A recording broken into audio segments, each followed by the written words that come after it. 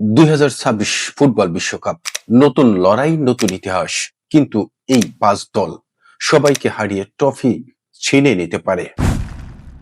এই 5 দলের মধ্যে রয়েছে 5 নম্বরে জার্মানি। জার্মানি এমন একটি ভয়ঙ্কর দল, তাদের ইতিহাস বলে দেয় ওরা কখনো শেষ হয়ে যায় না। নতুন প্রজন্ম ও শক্তিশালী সিস্টেম এই দলকে যে কোনো সময় ভয়ঙ্কর করে তুলতে পারে।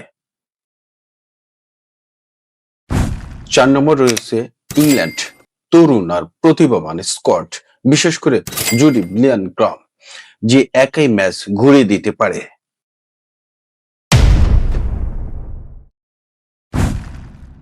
3 নম্বরে ফ্রান্স। ফ্রান্স মানে পাওয়ার, স্পিরিট, এক্সপেরিয়েন্স। আর যখন দলে থাকে কিলিয়ান এমবাপ্পে, তখন যে কোনো ডিফেন্স ভেঙে দিতে বাধ্য।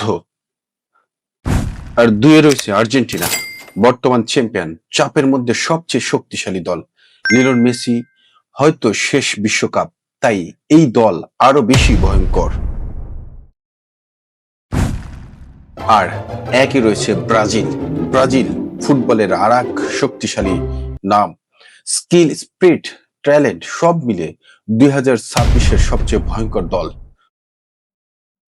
বন্ধুরা, তোমার মতে কে জিতবে 2026 বিশ্বকাপ? অবশ্যই কমেন্টে জানাবে। You will never find a vibe so true. I wanna feel that beat.